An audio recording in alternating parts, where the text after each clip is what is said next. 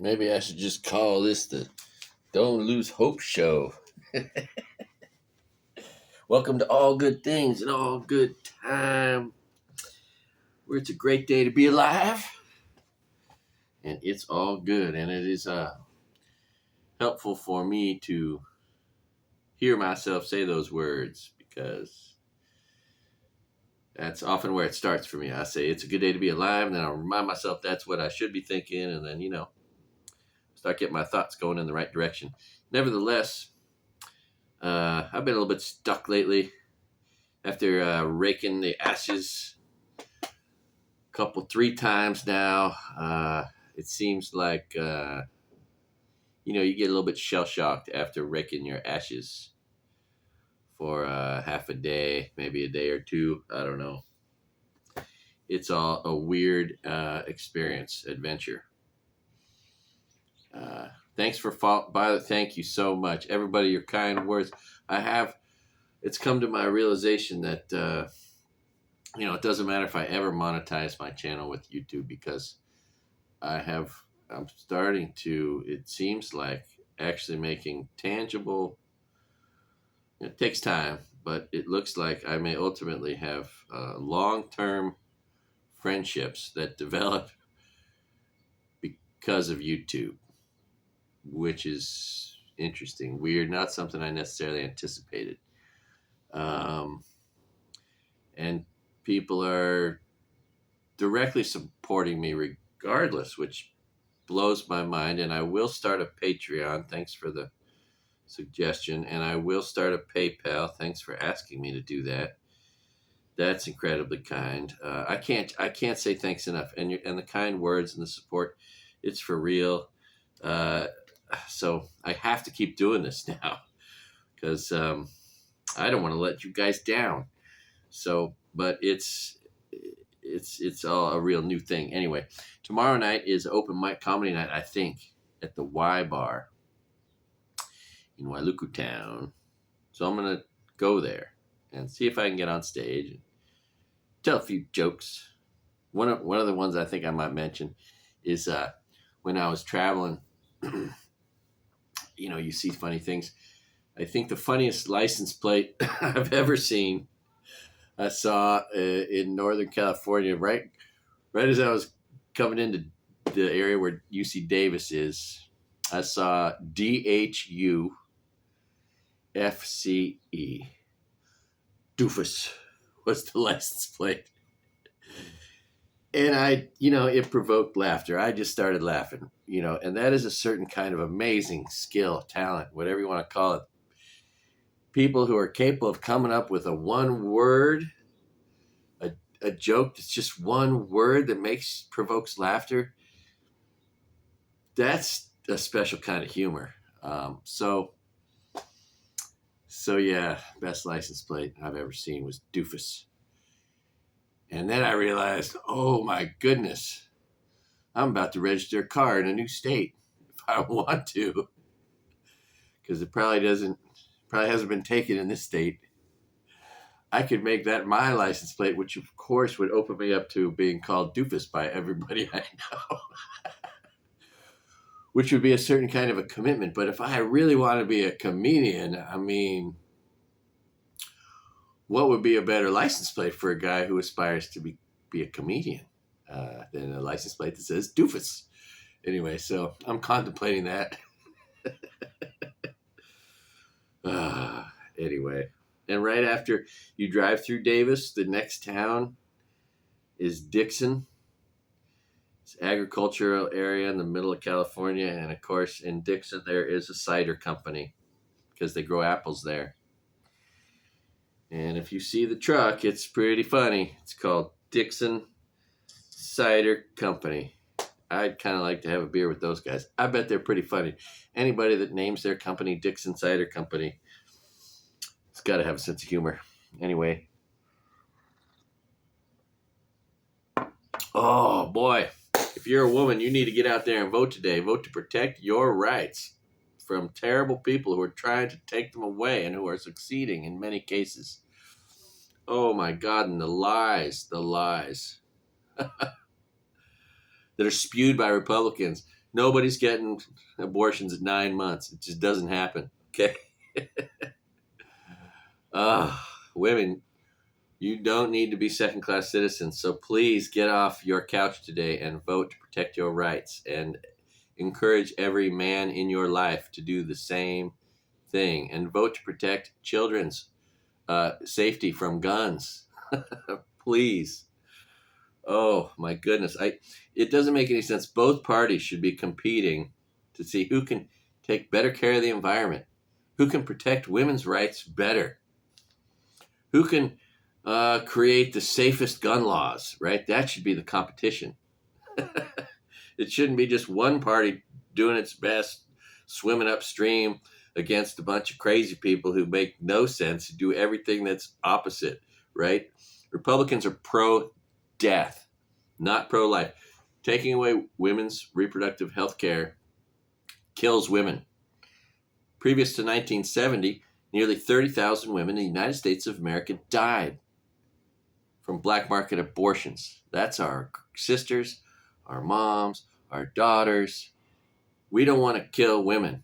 And of course, their unborn children die too. You don't save one baby by making abortion illegal. You just kill women. If you want to make sure you kill women, just take away women's reproductive health care rights. And you'll guaranteed, surely you'll kill women.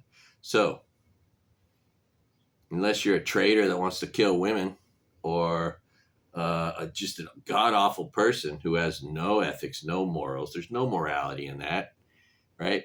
And the part where people try to pretend that that makes them more, they call it pro-life. That's pro-death, okay? Pro-life is women having reproductive health care. That's pro-life. And of course, they twist everything, and they accuse everything the opposite. And you're such snowflake fucking pussies. Anybody has to carry a gun out their house just to be confident is a pussy.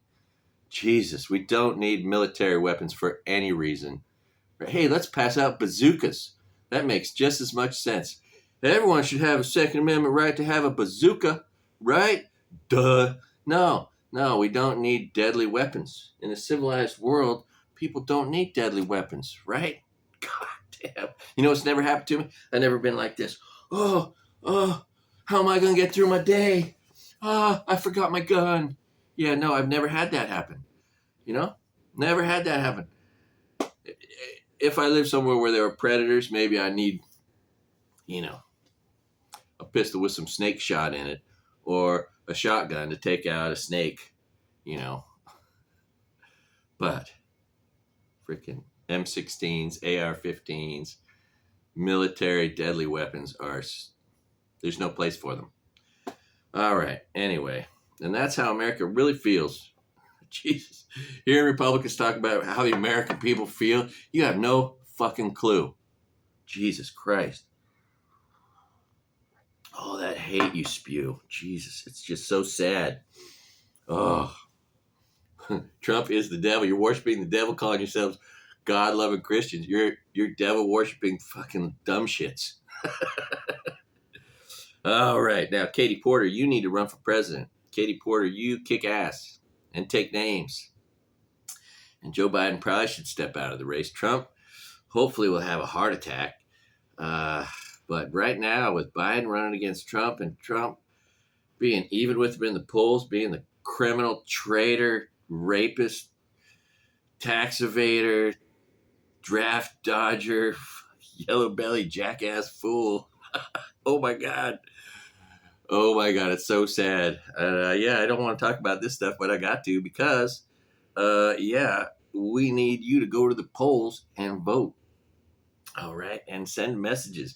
We need Republicans to care about women's rights, care about the environment, care about not killing children and women and old people with guns, right? Guns kill people. People don't kill people. A little boy, an old man, a pussy, yellow-bellied fucking jackass can't walk into a store and just kill people with his bare hands, right?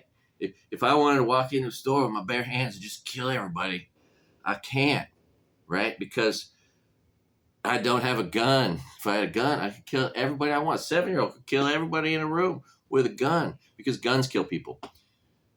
People, if it was just people killing people with their bare hands, there'd be a lot less of it and be a lot harder. Okay, a lot harder. Anyway, thank you. Got almost 1 million views. That's exciting. I'm so excited about that.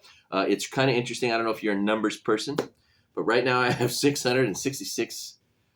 Well, this will be my 667th video, right? So 3 6s, and I have views of 933,393, which is 4 3s and 2 9s. So there's 4 3s, 3 6s, and 2 9s between the views and the number of videos. Anyway, I thought that was interesting. So 3 months after the fire, and life is weird. I'm in a hotel room.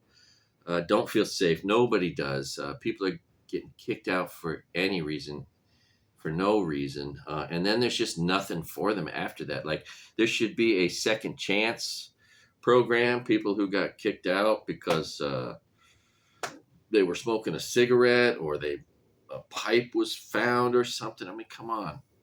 We need to take care of people, not look for reasons to displace them. I'm tired of being asked, oh, do you want to move to another part of the island? Do you want to move off island? Like, they're really trying to do everything they can to offer us ideas to get out of these hotel rooms, to make room for you nice tourists, which is not making people very happy. I heard, anecdotally, been talking to a few people, not enough people, but I get out a little bit and I've talked to some, and you hear the craziest stuff out there. Just heard a lady talk about bodies washing up on Lanai, like a specific number. She said, I heard 189 bodies. Anyway, I don't know what that comes from. I don't know, I don't know what I don't know. I don't know what's true and what isn't. I've heard of stories of things not being at, safes being gone, samurai swords being taken, coin collections being taken. So bad actors may be getting into people's properties and taking things. Don't know, how much of that is true, how much of it happened, if it happened, or to what extent. Yeah, you women need to get out and vote today. Protect your own rights. More than like 57% of the people returning to work in the last couple years have been women. More than 50% of the people graduating from college are women. More than 50% of our voting population are women. And now I think the majority of the leading income household earners are women. So, boy, was it stupid when Republicans picked a fight with women, trying to turn them into second-class citizens, and doing so in like 25 states. Oh, and you got to vote to legalize marijuana too. Isn't that interesting? That's on the ballot, same time as women's rights. Let's hope you people show up to the ballot box. I'd love to be able to go to 1 or 2 more legal weed states and not have to fear getting pulled over, harassed, jailed, fined for smoking a little weed.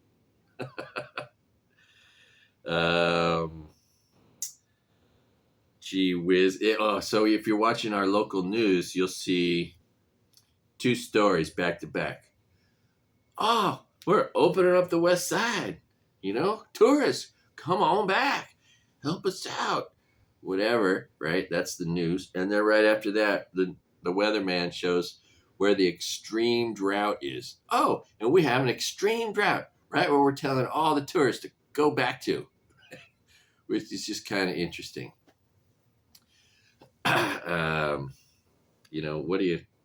So we're in a drought, and tourists are coming here and just using water unlimited. Like, anyway, it's just it's an interesting combination of things, right? So one of the things I lost in the fire, which breaks my heart because I don't even think I can replace them anymore. I don't think you can even find normal pants anymore. We're having a national pants crisis. Everywhere you look, these people are wearing spandex, basically, right? But they call them jeans. They're stretchy spandex pants. They're not even really denim, I don't think. And they got holes in them, and they're not even, they're floods. We got such a pants crisis. It's unbelievable. You people look terrible in your pants. Your skinny pants look terrible. Stop buying them. Stop wearing them. Stop buying pants with holes in them. My God, buy a pair of pants and like them so much that you wear them until they get holes in them. That's a better way to get holes in your pants. My God. Anyway, I had these great denim jeans that were just slightly baggy and they fit great. And man, I just really liked them. And I don't think I'll ever be able to find good pants anymore. Anyway, like jeans, real jeans, you know, made from real jean material that aren't weirdly doctored or faded or holes put in them or skinny. They don't even make baggy pants anymore, I don't think. Anyway, I needed to get that off my chest. And now maybe I can say goodbye to my glorious pants that I'll never find again. Oh my God. And 30 years ago, when I was, in my early 20s,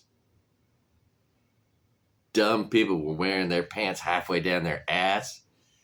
And now super dumb people are wearing their pants halfway down their ass with skinny jeans. Holy crap, is that a terrible look? Oh my God. When are people going to get perspective on how bad their pants look? Anyway, I wonder about these things. Don't forget, Drive Savers can save your information. If your computer burned up in the fire, chances are it didn't reach 1400 degrees, and your ceramic disk and your hard drive is retrievable, and drivesavers.com will retrieve all your information for free. So that's pretty cool. They take a pity on us. But also, if your shit gets burned up or drowned or whatever, I mean, you can call them and get your stuff, retrieved. Don't forget, tip 20%. I often say that at the end. I thought I should say that at some other time in the video. If you go out to eat, someone's serving you, tip 20% or more. Okay, when you get a cup of coffee, I get it if you don't want to tip, 20% on something at a counter. But that's why you should use cash. Okay, we need to bring cash back, keep it alive. If I could influence people, I would want them to go to an ATM, get cash out, go spend that at a store in their town that isn't necessarily a big box store like Walmart, right? Like maybe a small store or a restaurant. Use cash, spend it at a small business in your town. Okay, that's what America needs. So pay $1 or $2 more to not buy it on Amazon, right? Get out of your house. All good things in the world happen when you leave your house, which is why nothing really cool has been happening in my life, because I have not been leaving my room, which is so weird. Living in a hotel room is weird. Anyway. Yeah. And all the money going all kinds of directions. Where does it go? I'm hoping still to get approved by FEMA 3 months later. I think I got them the last document they need, but they're going to pull up roots and take off here pretty soon. So don't know what's going to happen with that. Of course, Oprah rejected me. But I might apply for a job with the Red Cross. That seems like it'd be a good idea. And I may very well try to enroll in school. It's perfect timing to do that for next semester, which would be a good positive thing in the future to strive towards. And oh my goodness, women. Also, not only do you need to vote, someone needs to tell you. Will you please tell each other that you're beautiful the way you are?